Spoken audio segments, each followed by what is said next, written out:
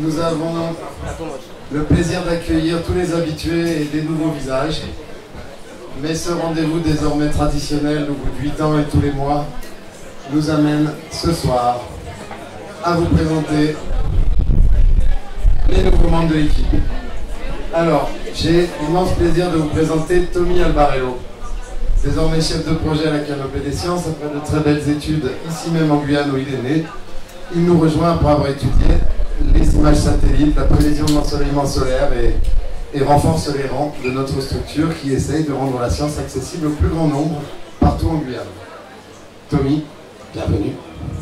Merci Olivier, bonsoir à tous, merci d'être venus, mais c'est pas moi la star de la soirée, donc je te laisse assurer la suite pour la transition de l'accueil de notre nouveau collègue aussi. Sans transition, le deuxième. Avec Olivier Morel, nous avons un biologiste qui a un beau doctorat sur l'évolution de toute cette masse vivante qui caractérise cette planète et qui travaille sur Saint-Laurent avec 2 de nos collègues jeunes. Et parmi eux, je citerai Anthony, celui que vous voyez dans les rangs. C'est la relève, naturaliste, à dire les serpents, les fourmis, plein de potentiel, sportif aussi. Mais voilà, les rangs se resserrent.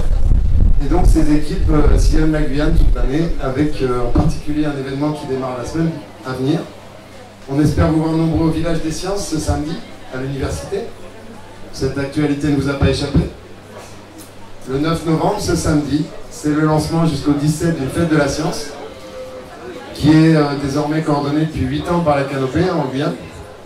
Alors Tommy, Anthony et moi, avec un groupe très particulier que je voudrais accueillir ce soir, que j'aime beaucoup, 5 jeunes venus de l'EPNAC, qui sont venus de métropole pour découvrir la Guyane à l'occasion de la fête de la science.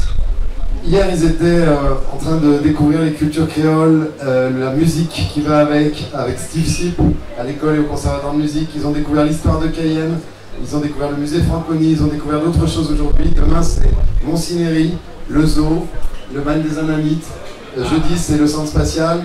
L'idée, c'est de rendre cette Guyane visible, belle, par les multiples aspects qui valorisent les personnes qui y vivent, les cultures qui sont représentées. Et donc la fin du périple nous amènera jusqu'à Kamopy, à la fin de la fête de la science, où nous avons des collègues amérindiens Teko et Wayampi, que vous avez pu voir sur les images précédentes, et qui travaillent à la transmission des savoirs traditionnels des peuples autochtones de ce continent. Tout ceci dans la même dynamique de transmission de savoir au plus grand nombre. C'était le préambule. Bon, moi je ne me présente plus, pour ceux qui ne me connaissent pas, j'y travaille aussi. Je porte les couleurs de l'événement qui va se dérouler toute la semaine à venir. Pour ceux qui le souhaitent, jeudi soir, il y a une table ronde proposée à la CTG autour de la recherche en marche sur ce territoire à 18 h, organisée avec le CCZEG, la Canopée des Sciences. Les acteurs de la recherche, de la diffusion de culture scientifique sont les bienvenus à l'hôtel de la CTG ce jeudi soir. C'est un événement public. Et puis, samedi matin, voilà, venez en famille au Village des Sciences. Et puis, suivez le périple de nos jeunes amis de l'EPNAC, Lindsay, Pierre, Joshua, Pauline et Franz Gaël, qui ramèneront en France, je pense, une image étonnante de ce pays fantastique qu'est la Guyane. Sans transition, à nouveau, je me propose d'accueillir avec vous, sous un tonnerre d'applaudissements, Tony Jourdan.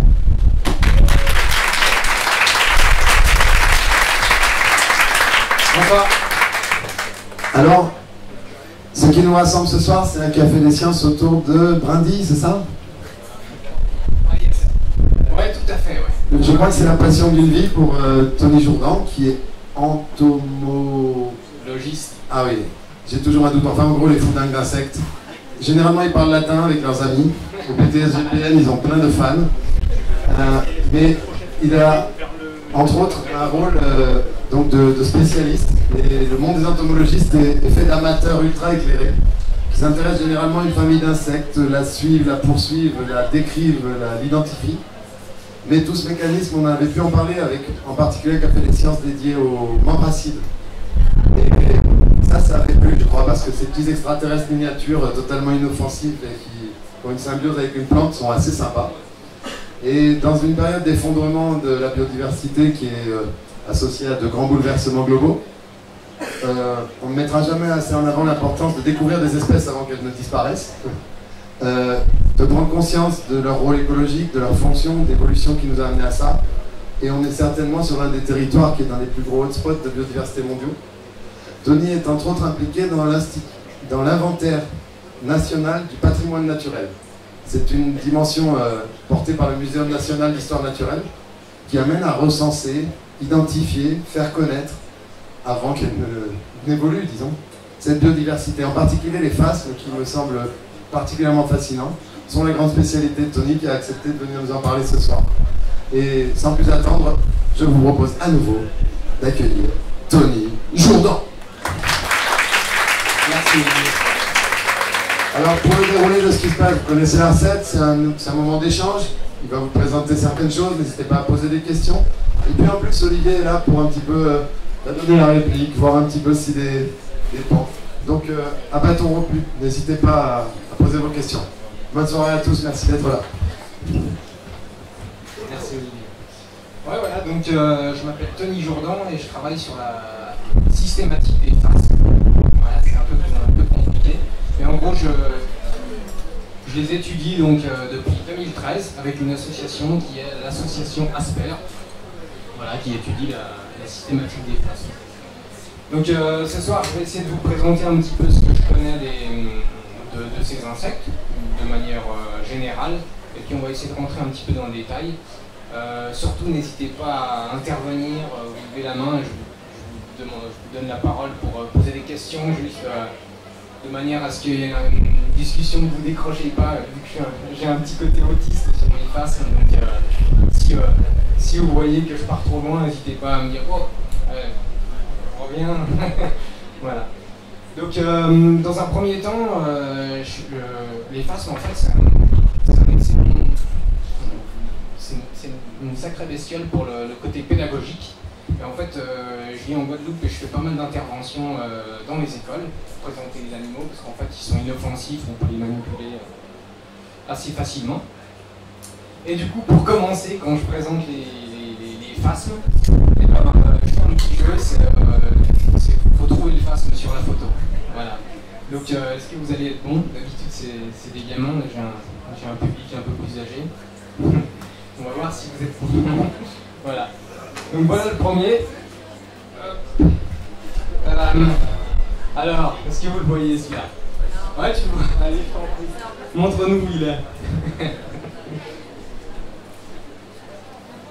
Et elle est où la tête? Ouais, tu vois les pattes aussi? Ouais, combien il y en a? 4? Ouais, tu vois, j'entends un petit peu, ils disent qu'il y en a 6. Bon, allez. Je te dis où elles sont là, regarde ça. Hop. Avec les antennes au milieu. Je t'en prie, il y a d'autres challenges. Voilà, donc celui-là, il était facile. Et maintenant, on va passer à un peu plus dur. Tam! Alors, celui-là. Est-ce qu'il y en a un qui veut tenter sa chance? Ah, dis donc. Il y en a 2? Ouais, vous le voyez, là? Bon, je suis d'accord, il y en a bien 2.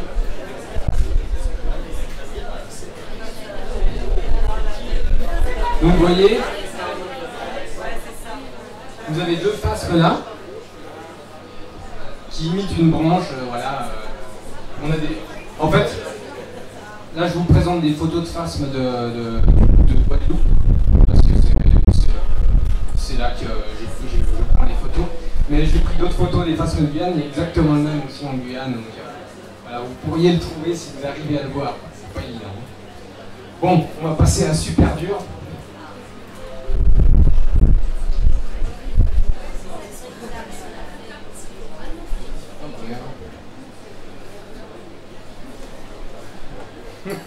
Vraiment bien camouflé, hein. Ouais. Bon, alors celui-là. Ouvrez l'œil, c'est pas évident. Ouais, tu l'as vu? La télécommande est un piège technologique. En fait, si tu vises l'écran, l'ordinateur est ici. Et c'est quand tu vises l'écran que ça ne réagit pas. Bon, ok. Je suis pas très bon en informatique. Bon, ouais. Vas-y, montre-nous le mec.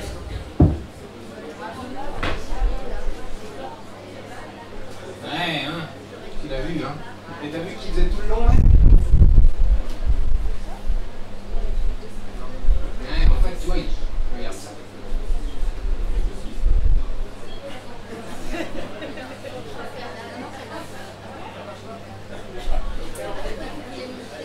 Oh, voilà. En fait, tu regardes ça. Il est tout là. Donc là, tu vois juste sa tête, avec ses antennes, mais en fait, tu vois, il y a ses pattes qui sont là, ses antennes, tout ça. Impressionnant, hein? Donc vous voyez, en fait, la particularité du phasme, c'est d'adapter sa morphologie pour pouvoir se camoufler. Ça semble évident, là. Donc il adapte des petits poils, des petites épines pour pas qu'on voit les contours. Et si on voit pas les contours, on n'arrive pas à distinguer le phasme. Donc ça lui évite de se faire bouffer par les prédateurs. Bon, c'est bien beau tout ça, mais bon, c'est quoi un phasme en fait? Voilà, qu'est-ce qu'un phasme? Alors souvent en fait les gens ils me disent bah, c'est un insecte qui ressemble à une branche.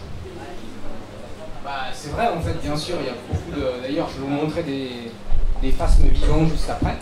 Et ils ressemblent à des branches, effectivement. Mais en fait, vous en avez plein d'autres aussi.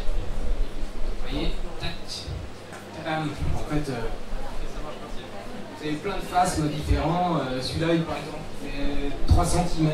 Il y en a qui ont des ailes, ça c'est un phasme Guyane, ça aussi. Phasme feuille.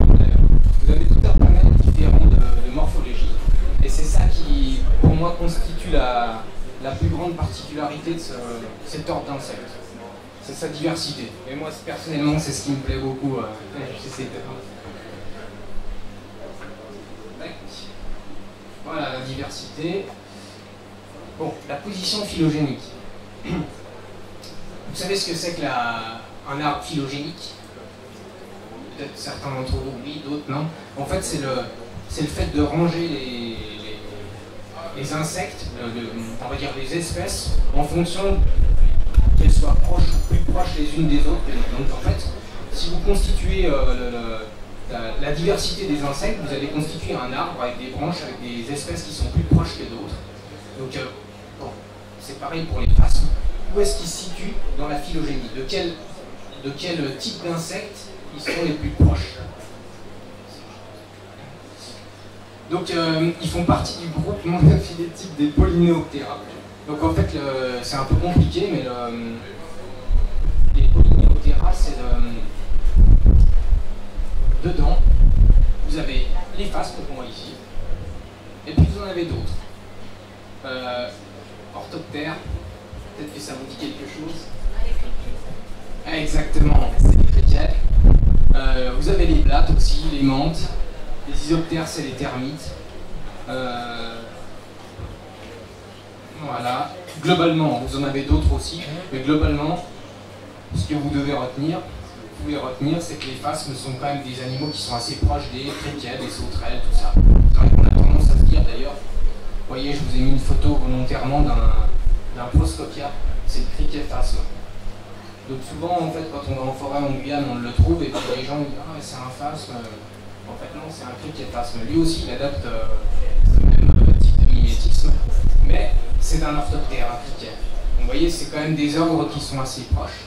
Et puis, bon, les phasmes, c'est quand même bien à part, puisque le groupe le plus proche des phasmes, c'est ce qu'on appelle des ambioptères. C'est un truc, bon, ça fait moins d'1 centimètre, c'est tout petit, mais c'est la chouffe, enfin, c'est l'ordre d'insectes qui est le plus proche des phasmes, et on en trouve aussi en Guyane. Voilà, pour que vous positionniez un petit peu les phasmes dans la phylogénie. On est proche des sauterelles, des menthes, des blattes, tout ça. La classification interne. Alors, vous avez compris quand même que la particularité de ces insectes, c'est l'adaptation morphologique, le mimétisme. Vous voyez, ce que ça entraîne, c'est que vous avez une certaine pression de sélection.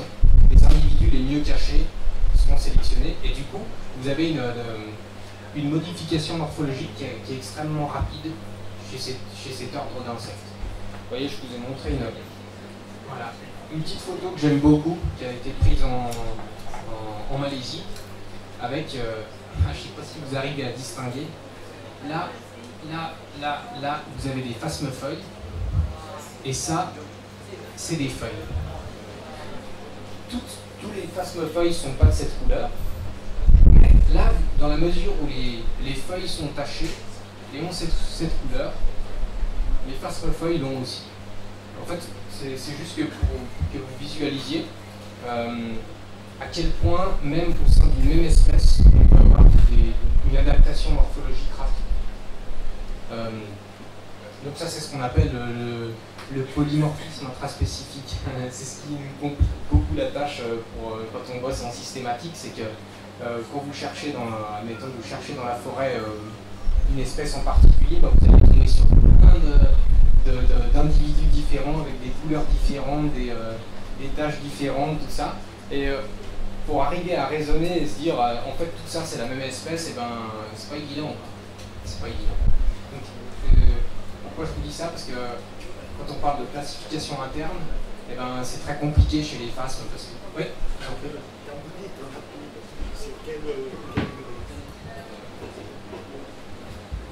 Quand vous dites rapide, c'est quelle durée? Eh ben, quand j'étais gamin, j'ai fait une petite expérimentation avec les phasmes. Et puis, j'ai mis des phasmes dans un terrarium qui était rempli de lichens. Et en fait, c'était des phasmes qui habituellement étaient beiges, bruns, et qui n'avaient rien de particulier. C'était beige, quoi. Et aussitôt que je les ai mis dans cet environnement avec du lichen, donc un petit peu blanchâtre, avec des taches noires, tout ça, et ben, au bout d'une nuit, ils ont changé de couleur, ils ont changé de morphologie. Donc, c'est pas toutes les espèces qui sont comme ça. Mais, pour certaines espèces, vous avez une capacité de se changer. Alors bien sûr, c'est pas comme un caméléon, il ne va pas changer de couleur comme ça. Mais par contre, en l'espace d'une mude, voilà.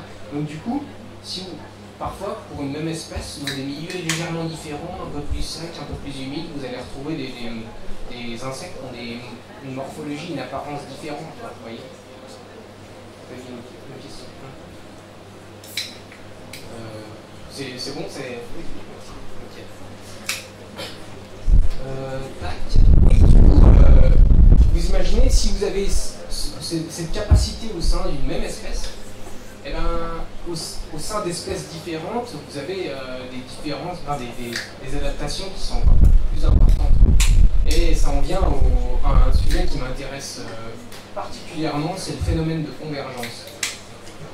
Et c'est ce qui pose problème aussi dans la systématique, c'est que par exemple, vous avez des phasmes qui appartiennent à des familles qui sont totalement différentes, et qui pourtant, quand ils sont amenés d'une manière ou d'une autre à évoluer dans un environnement qui est proche, eh ben, ils vont avoir la même apparence.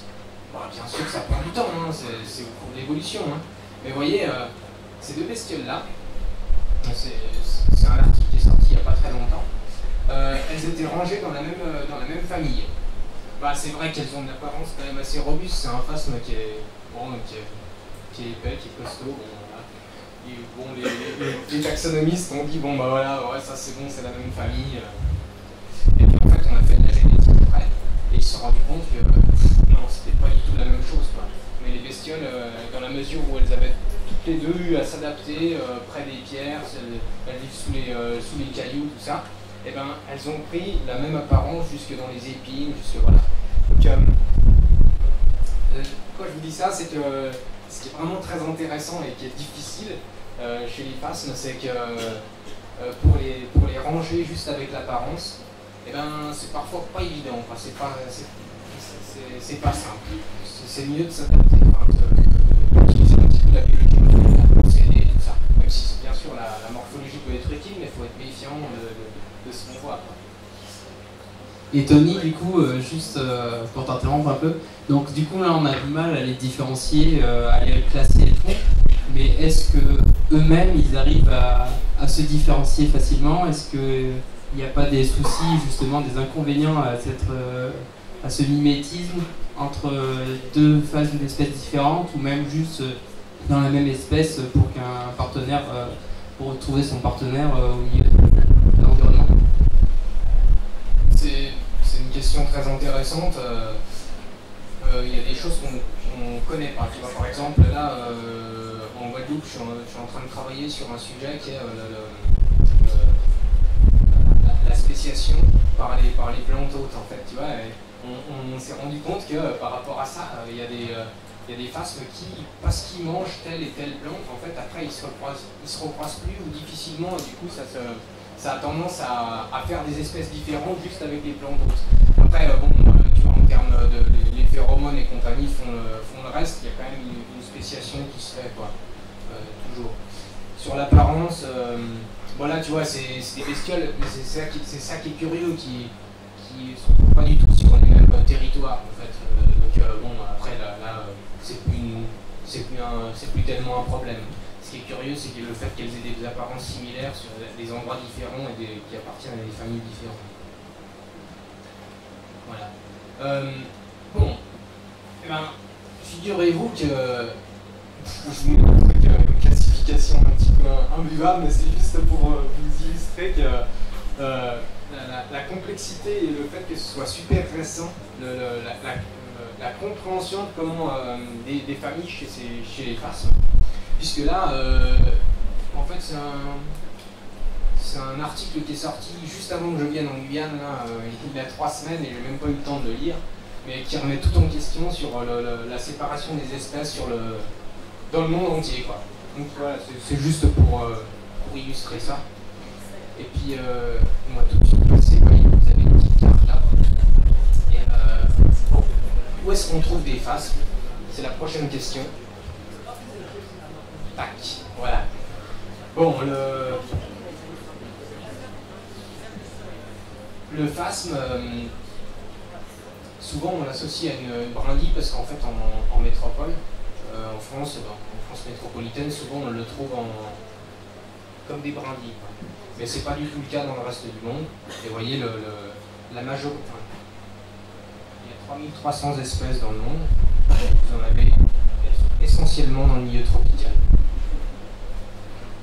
Donc, pour ceux qui viennent du sud de la France, il y a effectivement 3 petites espèces de phasmes bâtons,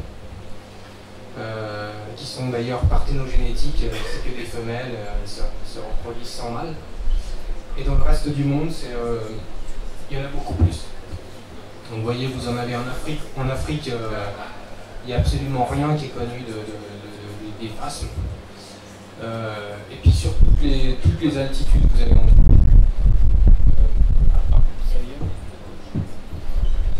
désolé. Donc, non. Mince, désolé. Ah, c'est impeccable. Vous voyez, ça c'est une photo. C'est une photo que j'ai prise à 3500 mètres d'altitude. C'est un phasme qui est adapté à des altitudes hautes, mais toujours sur des latitudes tropicales, des altitudes. Donc vous en avez partout. Et en Guyane, qu'est-ce qu'il y a? Bon, bah là, c'est ce qu'on va voir ce soir. Il y en a plein. Alors voilà. Qu'est-ce que je fais ici? Eh ben, dans un premier temps, j'ai commencé à étudier les phasmes en Guyane avec l'association ASPER, que je vous ai présenté au début, avec une mission avec le parc amazonien de Guyane à Saül. On a passé 2 semaines en 2013 avec mes 2 collègues de l'association pour la systématique des phasmes et l'étude de leur répartition. Et donc on a trouvé une 30aine d'espèces. On s'est rendu compte qu'il y en avait énormément de nouvelles, en fait, de nouvelles pour la science. Donc ça a été un vaste chantier qu'on est encore en train de travailler. On est encore en train de travailler dessus. Et puis par la suite, comme à l'époque j'étais prof, j'avais beaucoup de vacances l'été, là. Et du coup, j'ai passé mes 2 mois d'été en Guyane. Voilà, je suis pas sorti de la forêt, j'ai passé tout mon temps à chercher des phasmes. Et puis j'ai inventorié un petit peu toute la côte. Et puis mes collègues sont revenus en 2016 pour la réserve de la Trinité, voilà, ils sont revenus faire un inventaire. Et puis là, je suis revenu en 2017, bref. Vous voyez, tout ça a permis de connaître davantage vraiment les faces de Guyane. Je vais vous parler après. Donc ça fait 4 mois de terrain, on travaille en collaboration avec la CEAG, c'est la Société entomologique anti-Guyane, via 2 Allemands. Et puis on a commencé à rédiger des articles, mais c'est long, c'est long à rédiger des articles, on est vraiment très en retard. On en a beaucoup d'autres à écrire, puisque regardez, vous voyez, notre bilan comme ça, à chaud, je vais vous dire ça, mais il a évolué déjà depuis que j'ai fait le PowerPoint. 63 espèces, 42 espèces décrites et 19 qui restent à décrire. On est compte, vous en avez un tiers quand même faut qu'on écrive des papiers et qu'on rédige les déterminations et compagnie. Donc c'est quand même un gros boulot et vous imaginez tout ce qui reste à connaître sur ces bestioles, quoi.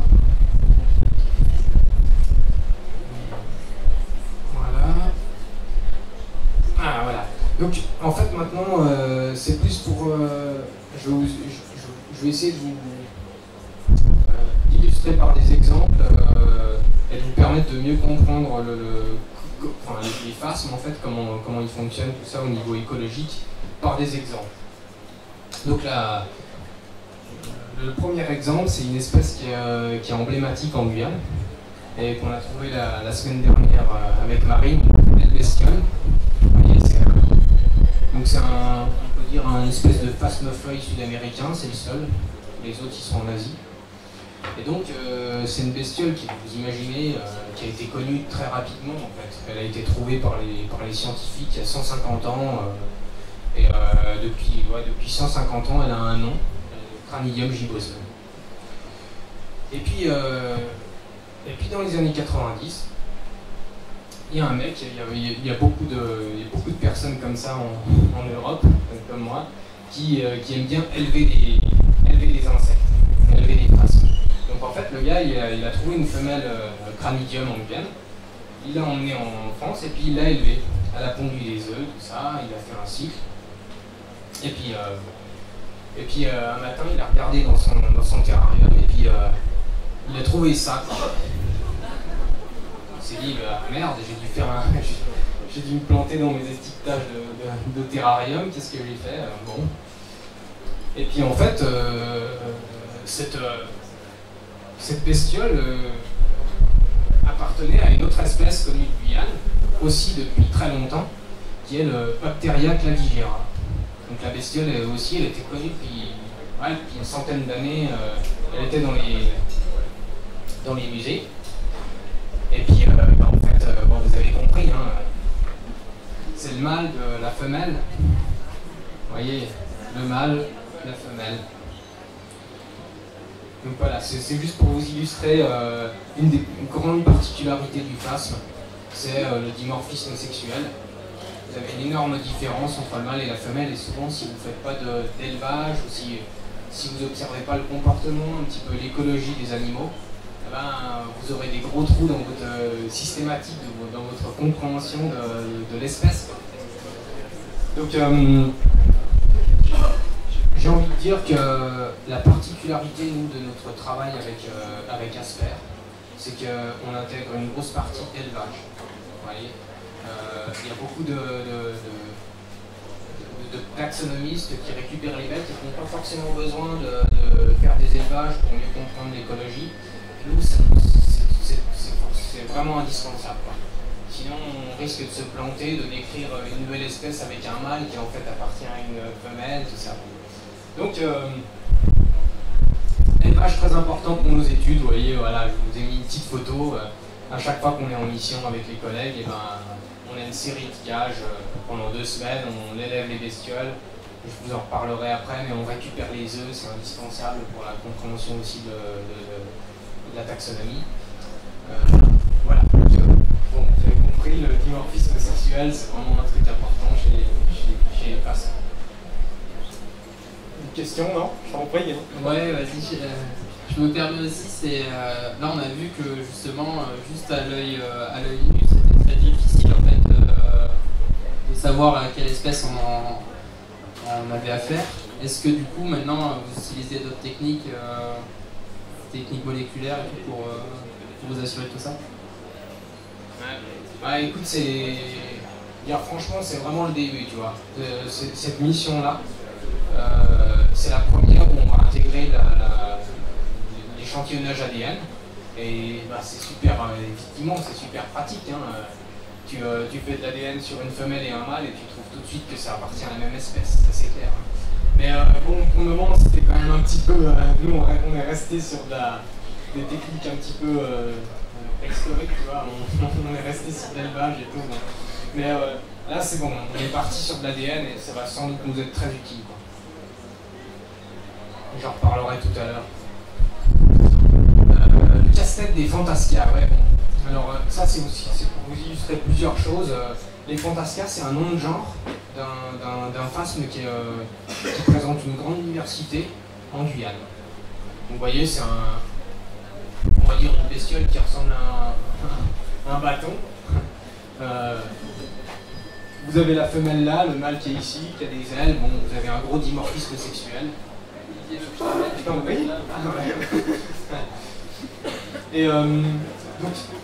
voyez, là encore, le dimorphisme sexuel fait que bon, c'est pas évident déjà de comprendre, de faire le lien entre le mâle et une femelle. Donc on a mis le nez dedans, on a fait plein d'élevages, et puis on a écrit un article qui nous a pris quand même pas mal de temps, et puis on a décrit 5 nouvelles espèces. Vous voyez, dans un article, c'est un truc qui fait 40 pages, bon, on a passé du temps quand même derrière notre ordinateur. Et puis on s'est dit, bon, ça y est, ça s'est plié, les Fantasca, on n'en parle plus. Et puis, vous voyez, ça c'est les photos de l'article avec les 6 espèces. Oui, c'est ça, du coup, il y a 6 espèces, il y en a une qui était connue. Et puis, mes collègues retournent à la Trinité, et puis ils trouvent un Fantasca qui est bizarre. Et puis un autre. Et puis moi je retourne en 2017 et puis je retrouve un nouveau. Voilà, et tout ça en fait c'était encore 3 nouvelles espèces. Donc on s'est dit on n'en voit pas le bout, c'est Fantasca. Donc on est en train de réécrire un article. On s'est dit bon cette fois c'est la bonne. Bon, donc on a presque fini, on va l'envoyer en publication. Un autre complexe. Et puis non, bah il y a un gars qui fait un peu d'herpéto là qui s'appelle Timothée Lepape qui m'a envoyé une photo. Ouais, ça doit être une banalité. Je t'envoie ça. Ah, bah non, en fait ça c'est sûrement une nouvelle espèce. Les premiers critères montrent que ça semble nouveau quoi. Et là-dessus, bah, je vous le donne en live. Mon collègue qui est parti se balader la semaine dernière à Saül, il a trouvé encore une espèce nouvelle.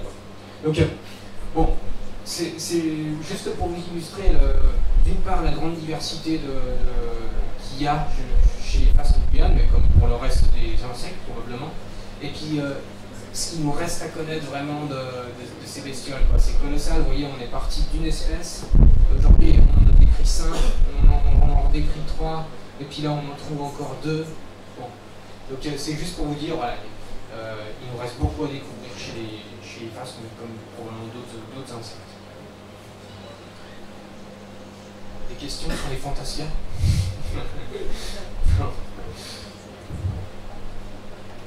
Alors, stratégie de reproduction. Bon, ça ne vous a pas échappé que sur le cranidium, vous aviez une femelle qui n'avait visiblement pas d'ailes et un mâle qui ressemblait pas du tout à la femelle et qui avait des ailes. Bon, je vous ai fait un petit tableau là. Le petit tableau, c'est la première ligne, c'est le mâle et la femelle sont ailés. Donc vu que vous avez un gros dimorphisme, c'est important de le souligner, vous voyez. 38 espèces différentes qui sont dans ce cas-là. Mâle aptère, oui, aptère, pardon. Aptère, ça veut dire qu'il n'a pas d'aile. Ah, c'est important de le dire quand même. Et mâle ailé, 23 espèces. Et femelle et mâle aptère, 2 espèces. Bon, c'est vraiment pas le cas de tous les phasmes dans le monde. Il faut souligner que les phasmes guyanais, il y en a énormément qui ont des ailes. Si vous allez vous balader, vous verrez que vous allez tomber beaucoup sur le phasme le plus commun et qui n'a pas d'ailes. Mais en fait, si vous commencez à vous intéresser à la diversité, vous allez vous rendre compte qu'il y a beaucoup d'espèces qui sont ailées. Et puis, bon, je trouve que... Tac. Allez, bon, belle bête quand même, hein. Celui-là je voulais ramener pour vous montrer à la fin. Ça c'est un mâle qui n'a pas d'aile, c'est le seul en Guyane et c'est celui qui est le plus courant. Tu avais une question? Pourquoi à la fin? Quoi? Pourquoi à la fin? Pourquoi là? Pourquoi à la fin? Il est là. Ah, On t'a ramené les bêtes ouais, si tu veux, ouais, je les présente tout de suite. Hein. parce que la limite, ça permet peut-être de faire passer dans les rangs et de voir un petit peu la bête au fur et à mesure de... Je pense que les questions naîtront du réel. Est-ce qu'elle est courageuse pour venir mettre la main dans la boîte? Ah bah sinon je le ramène. Hein. Pierre, tu veux essayer? Alors il faudra aller doucement, hein, mais... Je t'en prie. Donc Pierre, tu vas te faire guider par Tony. On va doucement. Allez, je te sers. On va tout doucement essayer de découvrir ces animaux très délicats. Alors, en fait, il ne faut pas essayer de les attraper. Il faut juste leur permettre de se déplacer. On va le laisser sur ton corps. Parce que tu vois, la face, une de ses stratégies de défense, c'est qu'il peut se couper les pattes lui-même. Alors elle repousse, mais pas quand il est adulte. Alors, c'était pas bien. Une des ailes en toi. Alors, il a l'air de belle taille. Ouais, il est pas mal, hein. Il est très gentil. Bon, tu veux le prendre, bien? Ouais. Alors, je laisse juste pour moi. Je peux te permettre de se déplacer. Hop, là. Tac. Et voici donc une... Alors, quel est le nom de ce phasme? Ouais, le problème, c'est que les phasmes, ils ont qui sont pas de noir. Donc celui-là, il a le joli nom de Phanocloidea muricata. Eh bien, tu as eu un feuille. Est-ce que d'autres amateurs souhaitent le voir? Tony, je te propose de le... Bah ouais. Ouh, madame se précipite.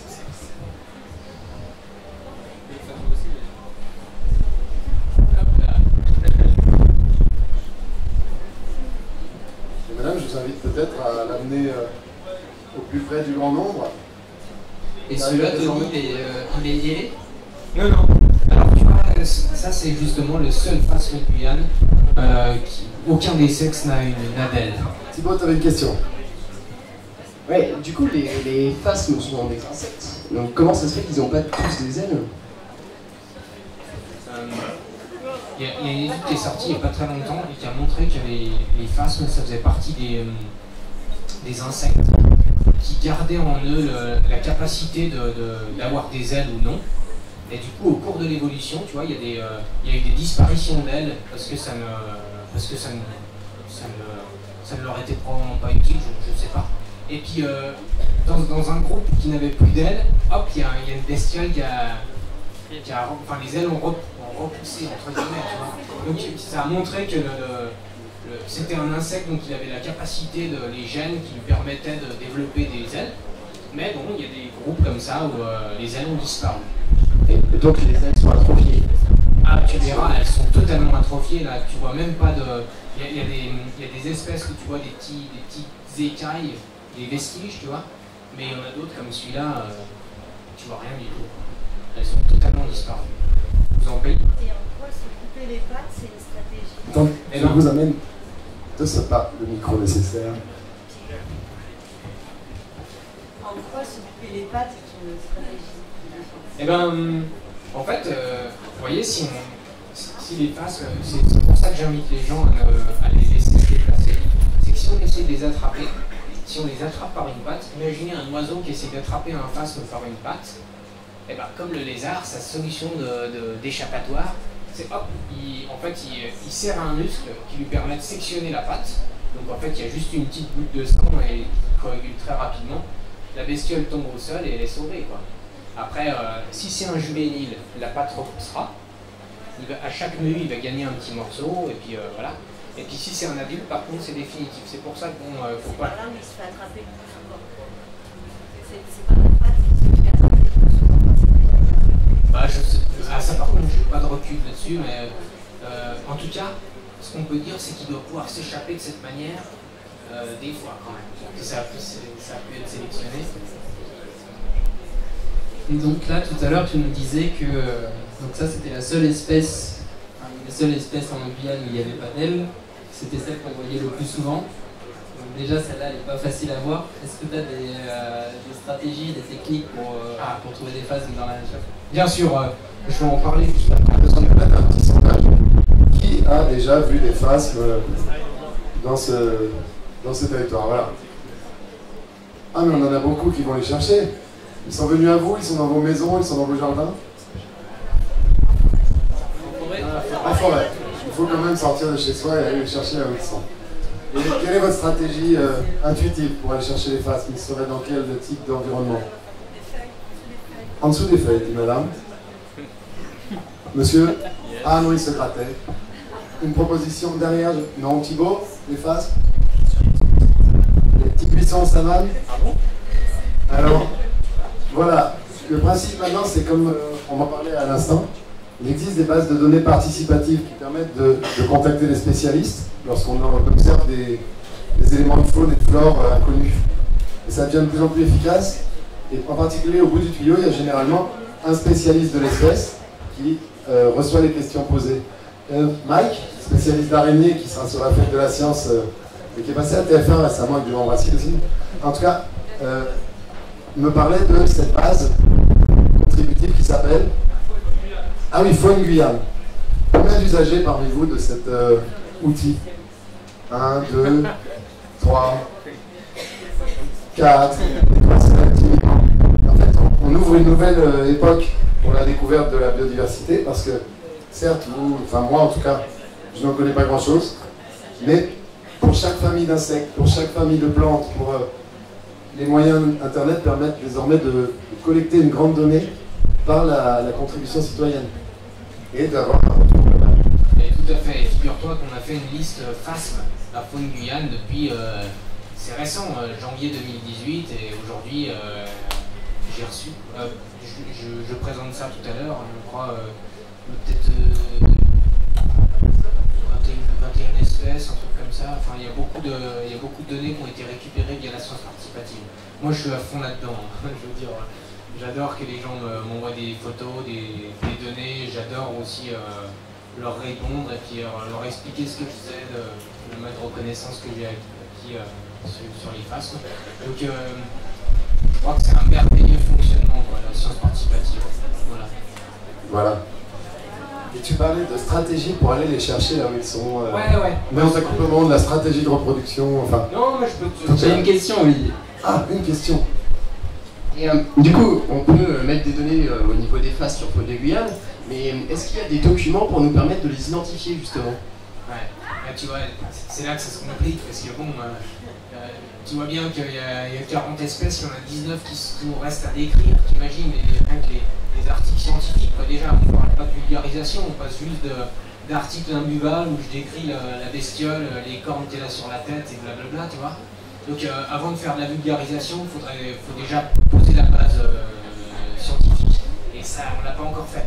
Donc tu vois, ce que je peux te garantir par contre, c'est que si tu m'envoies une photo de phasme, admettons d'une nouvelle espèce, eh ben, je vais te dire, bah ça, écoute, c'est un papier que je suis en train d'écrire depuis 10 ans, il va bientôt sortir, tu vois. Mais, je te dirais que c'est une nouvelle espèce, telle espèce, etc.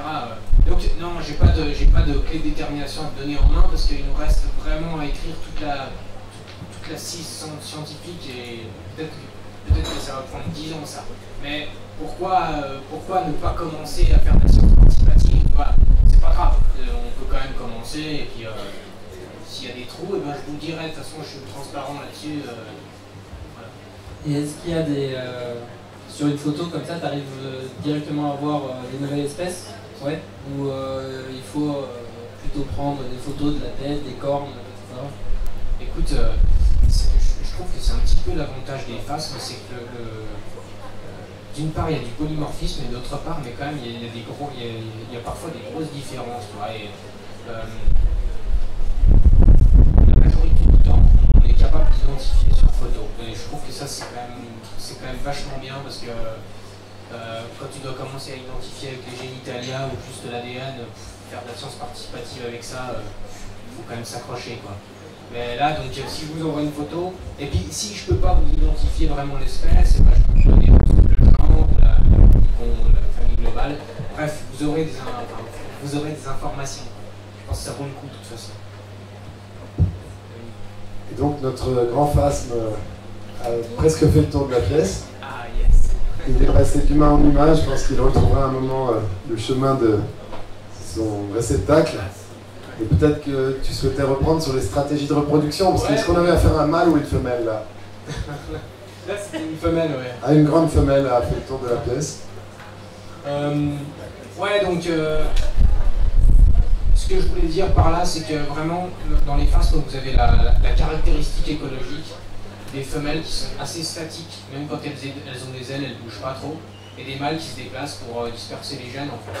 Et donc, par exemple, les pièges lumineux, les pièges à interception ne permettent de capturer que des mâles. Donc, je vais vous expliquer après tout à l'heure comment voir une phasme différente dont des femelles aussi. Ah oui, le mystère de la canopée. Alors ça c'est encore autre chose parce que là je vous ai donné la liste des espèces, le bilan un petit peu, mais la canopée c'est encore autre chose. Vous avez ce genre de bestiole. Vous voyez, ça c'est une photo de Marine, ça c'est une photo d'une collègue. Vous voyez un petit peu le phasme là, il a quand même une forme étonnante on va dire, et on voit qu'il pourrait se coller au tronc. Bon, c'est une bestiole qu'on ne trouve jamais en bas. On la trouve que dans la canopée. Donc, comment faire pour inventorier la canopée? C'est vraiment très difficile. Voyez, bon, je vous le donne en mille quand même. Il y a une étude qui a été faite, qui n'a pas été que je referai jamais, mais qui a permis d'inventorier pas mal les phasmes de la canopée. C'est la méthode du fogging. Donc les mecs ils ont mis de l'insecticide foudroyant, une espèce de brouillard qui est volatile. Hop là. Ouais, donc et ça a permis en fait toutes les bestioles meurent et elles tombent au sol, donc ils ont nettoyé. Ouais, ils ont nettoyé des draps blancs, ils ont récolté beaucoup de spécimens. Donc en fait, la collection du Muséum de Paris est remplie aussi de spécimens de canopée. Et c'est, on va dire, ils ont inventorié 3 arbres, quoi. C'est peanuts. Et pourtant, ils ont trouvé beaucoup d'espèces. Bon, moi, je referai jamais ça pour dire, j'ai pas envie de travailler de cette manière. Mais du coup, c'est pas évident parce que souvent, des fois, je reçois par accident des photos de phasmes. Vous voyez, ça, c'est des photos de Laurent Godet qui me les a envoyées, qui travaillait au parc. C'est des bestioles qui descendent jamais des arbres et puis de temps en temps on tombe dessus. Mais ça c'est une nouvelle espèce et celui-là non. Mais donc normalement demain je devais grimper dans les arbres avec des cordes et tout pour essayer de trouver des phasmes. Bon finalement je le ferai un autre pour la prochaine mission. Mais c'est l'objectif, vous comprenez bien que on a inventorié un petit peu les phasmes en bas, mais ce qu'il y a en haut, c'est encore, il y a un énorme potentiel en fait. Il y a des phasmes qui descendent jamais. Et d'ailleurs, ah oui voilà. Voilà pourquoi l'eau-taxonomie, l'étude des œufs. Il y a un point aussi qui est hyper important, qui nous donne beaucoup d'informations pour connaître les différentes espèces de phasmes. Ce sont les œufs de phasmes. Donc je crois que j'en ai 2-3 à vous montrer après. Les œufs de la femelle qui est passée là. Parce qu'en fait ils sont caractéristiques. Ils ont tous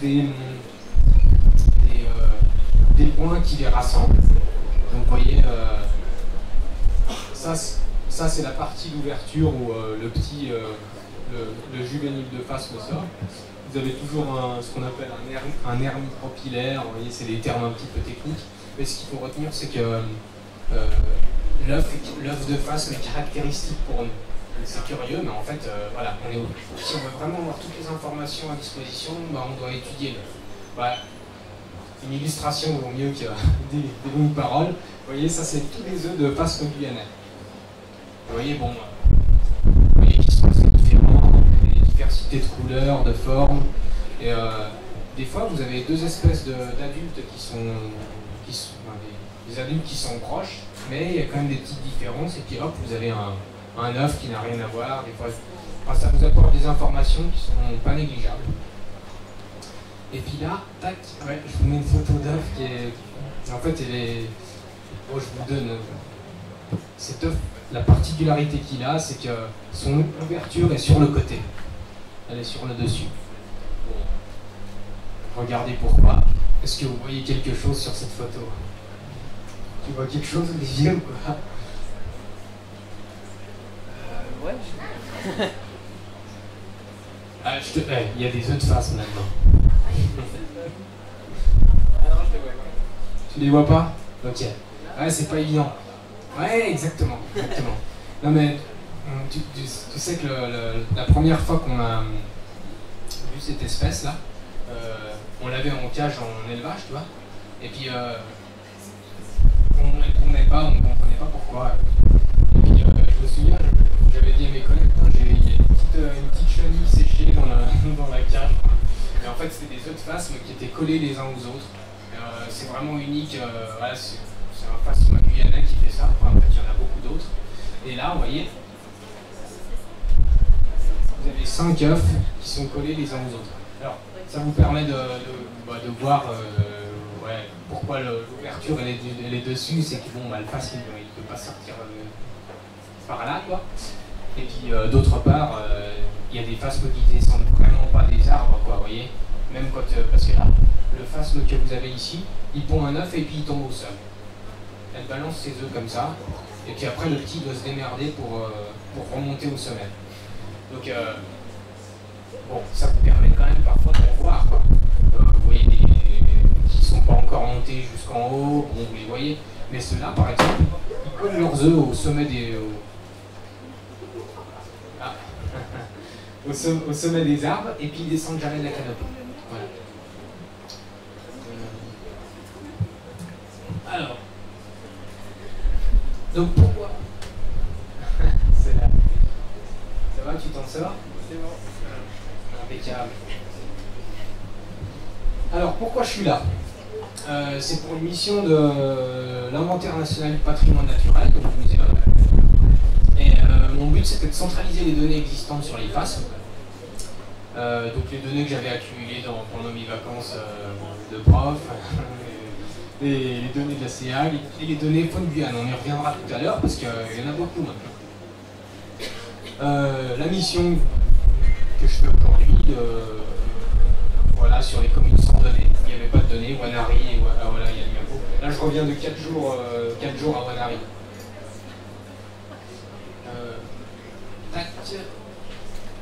Test dans la canopée grande de nuit, et puis première contribution moléculaire sur les phasmes. Donc là, mon boulot en rentrant, ça va être de couper des petites pattes de phasmes dans des tubes d'alcool absolu pour les envoyer au Canada et essayer d'avoir des séquences qui me permettraient de séparer les bestioles autrement qu'avec la taxonomie. La science participative, ah ouais, non. La science participative. Donc Olivier en a parlé tout à l'heure. Et je vous ai dit, hop, on a ouvert une liste des phasmes en janvier 2018. Donc on a discuté tout à l'heure avec Thibault. C'est nous qui validons les données. Donc Olivier, le mec qui est au bout du tuyau, bah, c'est entre guillemets le spécialiste. Bon bah, si vous m'envoyez de... Ouais. Juste à quoi servent ça les pics qu'il y a sur le dos? Ah, c'est purement mimétique, tu vois. Il y a des branches qui... font des petits pics comme ça, même c'est pas pour se défendre. Il y en a, enfin c'est même curieux, il y en a qui ont des pics rouges.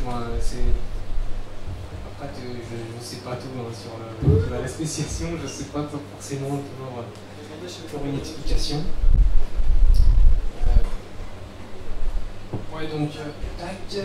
Donc vous avez la possibilité de saisir les données. Vous voyez maintenant, avant vous aviez hop les oiseaux, les chauves-souris, tac tac, la grenouille, la libellule, et maintenant hop vous avez le phasme. Donc depuis janvier 2018, vous pouvez saisir des phasmes. Donc forcément il faut mettre la photo parce que bon, j'ai pas encore fait les déterminations et ça sera très dur pour vous de vous débrouiller toute seule dans un premier temps. Donc il faudra m'envoyer puis je vous donnerai le plus d'infos que possible. Mais en fait c'est super bien quoi, parce que voyez, plus de 800 données recueillies voyez, depuis 1 an et demi sur les faces. Donc 24 espèces répertoriées, des éléments de répartition très intéressants. Là, pour moi la science participative c'est vraiment un outil indispensable quoi. Indispensable. Les scientifiques eux-mêmes ne peuvent pas faire tout le boulot. Et puis les gens qui se baladent, qui voient des trucs, c'est hyper important que ça se retrouve dans la science participative quoi. Donc moi je crois beaucoup à ça et j'espère qu'après cet exposé vous mettrez au courant. Voilà, inscrivez-vous, partez à la recherche des phasmes, et puis pas seulement, hein, vous voyez, si vous voyez un mammifère marin, un mammifère et tout ça, vous pouvez aussi contribuer pour tous les scientifiques qui travaillent comme moi sur les autres bestioles. Voilà, tac.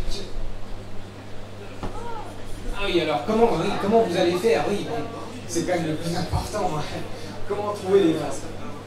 Alors, bon, la particularité écologique des phasmes, c'est qu'ils sont nocturnes. Vous voyez, en plus d'être mimétiques, pour mieux se planquer, bah, ils ne sortent pas le jour parce qu'ils sont trop visibles. Quoi. Donc ils sortent la nuit. Donc pour les trouver, il faut sortir aussi la nuit. Donc vous prenez une bonne lampe, et vous allez vous balader dans les rayons. Et puis vous regardez les bestioles. Vous verrez, vous n'allez pas trouver que des phasmes. Il y a aussi plein d'autres bestioles vraiment très sympathiques à voir. Et voilà, donc une simple lampe, et puis vous baladez vous regardez les feuilles, tout ça, vous allez voir des sauterelles, vous allez voir que la forêt est vraiment souvent plus vivante la nuit, quoi. Donc vous voyez beaucoup, à mon avis, beaucoup plus de bestioles. Un appareil photo, voilà, indispensable, parce que sinon on ne peut pas valider les données si vous contribuez à la science participative, il faut prendre une photo. Ouais. Donc, qu'est-ce que vous pourriez voir si vous allez vous balader? Donc là, je vous donne un petit exemple des phasmes que vous trouvez en Guyane. Alors celui-là, vous l'avez peut-être déjà vu parce que sa particularité, c'est qu'il vit un petit peu aussi le jour. Il se déplace aussi un petit peu la journée. Et puis surtout, d'ailleurs, ça se voit pourquoi il se déplace la journée, parce qu'il a ce qu'on appelle des couleurs aposématiques. C'est-à-dire que jaune et noir, s'il montre à son prédateur ou je suis toxique, ne me mange pas. Et donc grâce à ça, lui, il peut se déplacer la journée. C'est une très belle espèce. Voilà, il vit sur les cécropiens. Tac, bah tiens, celui-là, celui que je viens de vous montrer là, le Phanophaidea muricata. La femelle, le mâle. Le mâle est beaucoup plus petit. Et ceux-là aussi, ils sont très abondants sur les Mélastomataceae. C'est une plante que vous trouvez souvent sur les layons. Et c'est un petit phasme vert. Si vous le capturez, vous verrez qu'il a une petite odeur de citronnelle. C'est un peu curieux. Mais voilà, c'est une particularité de la bestiole. Tac. Alors, bon, les Créoxylus, c'est pareil, je vous en ai ramené, je vais vous montrer ça. Donc c'est moi je vais vous le montrer tout de suite.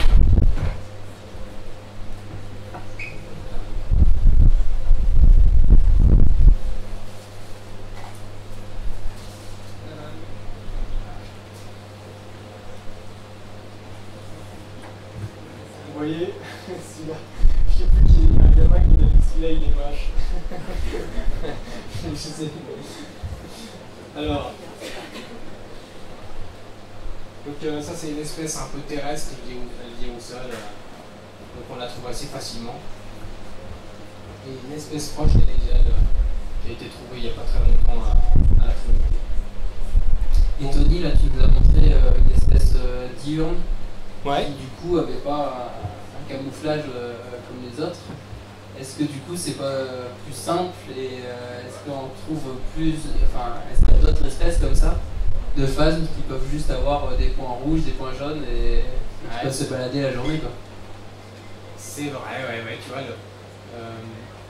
ma connaissance des phasmodiennes montre que, tu vois, c'est pas un truc qu'on trouve très souvent. Mais tu vois, l'autre jour avec Marine, on a trouvé un phasme qui a des épines rouges. Alors peut-être que c'est aussi une défense, d'ailleurs, c'est plus beau ici, je vais vous le montrer, ouais. Une défense aussi de ce type-là. Mais si tu te balades la journée, tu verras que cette espèce-là ou une autre, tu vois, c'est vachement réduit sur 60 espèces, tu vois, c'est vachement... t'en verras pas beaucoup. Bon, je vais la remettre dans sa boîte. Ouais, tu prends. Merci. Voilà le Créoxylus, tac. Bon, celui-là, vous le connaissez, non? Vous l'avez déjà vu, pour ceux qui se baladent en forêt, il est super... on le voit tout le temps. Bon, faut faire attention, il y a une autre espèce qui ressemble un petit peu, et vous voyez, les deux points noirs, ils se touchent. Ici, bon, c'est le genre d'information que je vous donnerai si vous m'envoyez une photo de Pseudophasma. Voilà, le Pseudophasma, c'est son petit nom. Tac. Oui, voilà, la tache qui se touche, tac. Bon, vous trouverez aussi, alors souvent, ça se voit que quand on capture l'animal, quoi. C'est là qu'il dévoile ses ailes, quoi. Mais souvent, en fait, vous avez des phasmes en Guyane, ils ont presque tous des ailes, et il y en a beaucoup qui ont des ailes colorées, qui sont belles. Et voilà, celui-là, qui est un phasme qui est assez abondant, il a des ailes oranges. Ah voilà, bon, on voit pas super bien sur le truc, mais celui-là, il a des petites épines rouges. C'est un des phasmes qui colle ses œufs, celui-là. Ouais, un assez bon phasme. Oh bah voilà, bah c'est terminé. Et ben, merci de votre attention, et puis je vous encourage à aller vous balader dans la forêt, sur les layons, et puis si vous avez des photos, et ben, je serai très content de les voir. Je suis toujours content de recevoir des photos de phasmes.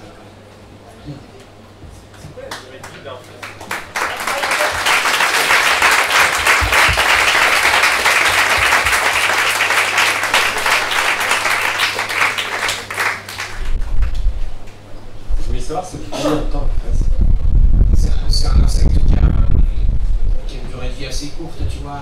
T'as une croissance qui va durer, je dirais, 4 mois, tu vois. Et puis après, la bestiole va vivre 6 mois au max, adulte, dans le milieu naturel. Souvent en captivité, elle dure un petit peu plus longtemps. Tu vois, 6 mois, c'est pas beaucoup. Et par contre, après, tu as une incubation qui est souvent un peu plus longue, tu vois. Ça peut durer 4-5 mois aussi, l'incubation des œufs. Il n'y a pas de phase larvaire, c'est un œuf, et après il est juvénile et il grandit. Voilà, c'est ce qu'on appelle la métamorphose incomplète, tu vois, comme les criquets. Le petit est un adulte miniature, tu vois, c'est pas une larve qui ressemble pas du tout, avec une nymphe, comme les papillons, tu vois. C'est vraiment une croissance. Et tout à l'heure, tu as parlé de mues. Au cours de ces 4 mois, là, il va faire combien de mues Alors, il va faire 6 à 7 mues. Des fois, ça varie un petit peu en fonction des espèces, mais on va dire 7 mues. Et donc, au cours de ces 7 mues, s'il perd une patte au premier stade ou au deuxième stade, parce qu'il a réussi à s'échapper d'un oiseau, et ben, petit à petit, à chaque mue, il y a un petit morceau qui va repousser, tout ça. Et peut-être qu'à la fin de sa vie, il aura regagné une patte qui est presque de la même taille que les autres, mais souvent un peu plus petite quand même. Les oiseaux sont les seuls prédateurs? Non, en fait, le phasme, c'est vraiment une espèce de... Il a vraiment le maillon trophique un peu... il se fait bouffer, quoi. Il mange les feuilles, c'est un herbivore, et il a zéro moyen de défense. Donc en fait, toutes les bestioles qui sont sur le maillon trophique au-dessus, qui le bouffent, c'est-à-dire tout ce qui est arthropodes, insectes, mantes, araignées, t'as les lézards, les oiseaux, les scorpions, tu vois, tu as toutes sortes de bestioles qui les bouffent. C'est vraiment un peu le maillon qui constitue, comme les criquets, tu vois, je trouve pas le mot, mais voilà, ils sont bouffés. Une nourriture de base. Ouais, carrément, ouais. Et la nourriture, justement, en élevage, vous pouvez donner n'importe quelle feuille? Ouais, bonne question. Ouais, non, pas du tout. Ouais, il y avait... Je suis partie en France, par exemple, est-ce qu'il y avait des feuilles? Ouais, c'est une bonne question, bien sûr. Et en fait, il y a des espèces qui sont très polyphages et qui mangent plein de variétés d'espèces végétales différentes. Et puis il y en a d'autres qui en mangent qu'une. Par exemple, celle que je vous ai montrée qui est tout vert là, vert et jaune là, et ben celui-là il mange que même s'il est très abondant en Guyane, il mange qu'une seule plante. Et du coup, en fait, quand on fait les élevages en France, il faut toujours trouver des plantes de substitution. Donc on essaye la ronce, on essaye des tas de plantes, moi je fais plus ça parce que pour se débrouiller, pour trouver une plante qui est acceptée par le phasme. Et il y a des phasmes qui acceptent rien, quoi. Ils veulent leur plante qu'ils ont l'habitude de manger. Et voilà. Ouais, ça nous embête bien.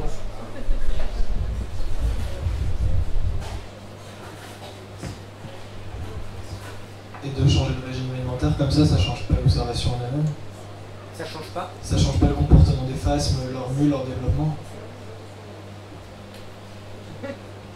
Bonne question, franchement je sais pas du coup. Peut-être.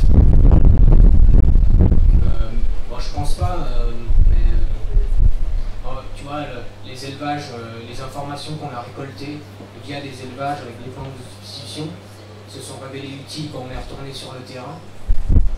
J'ai envie de te dire non, et que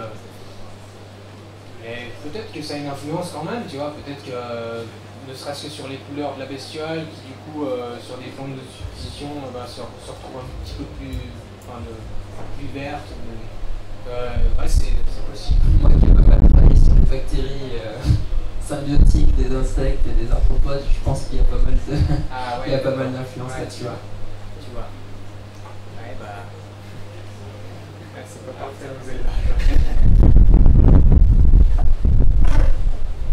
Messieurs, dames, pour ne pas rompre la tradition, je rappelle donc mon travail global, Monsieur Loyal. Monsieur Loyal n'assiste pas aux échanges à la fin venir poser une dernière question. Est-ce que ça vous a plu, Tony? Ah ouais, je suis très content. Alors pour ceux qui en ont plus, Tony nous dit que samedi matin il n'a rien à faire, donc il va venir à la fête de la science. Vous pourrez le retrouver sur le stand au village des sciences de l'université. On s'était dit que, en fait, il utilise seulement la nuit. On avait au départ envisagé de vous proposer d'aller avec lui ce soir observer des pièges lumineux, et puis tout de même, il y a une certaine fatigue qui se fait sentir chez tous. Il est là pour une campagne de prospection de 2 semaines, 3. Et toutes les nuits, il travaille. Mais pour la fête de la science, il a accepté de proposer sur le stand de la canopée samedi matin et toute la journée à l'université, de prolonger ces discussions. Ce que je vous propose peut-être, parce que le Café de la Gare nous accueille, c'est de remercier aussi Anthony, le patron, par une petite salle d'applaudissements. Merci toute l'équipe. Je tiens à faire savoir que j'ai mis Olivier sur le grill. C'était son premier Café des Sciences, il a donc découvert 10 secondes avant qu'il montrait sur scène. Donc Olivier, bienvenue dans l'équipe. On travaillait dans la traverse. Pour faire simple, si vous voulez connaître le programme de toute la fête de la science, site de la canopée des sciences et tous les réseaux sociaux, c'est l'occasion pour moi de remercier Bernard. Alors, dès qu'on parle de lui, il disparaît. Mais si vous voyez de belles photos, si vous voyez une communication qui vous attire par les réseaux divers, et surtout des plans limpides, des visuels attractifs, c'est grâce à lui, Bernard Gissinger, qui travaille avec nous. Merci.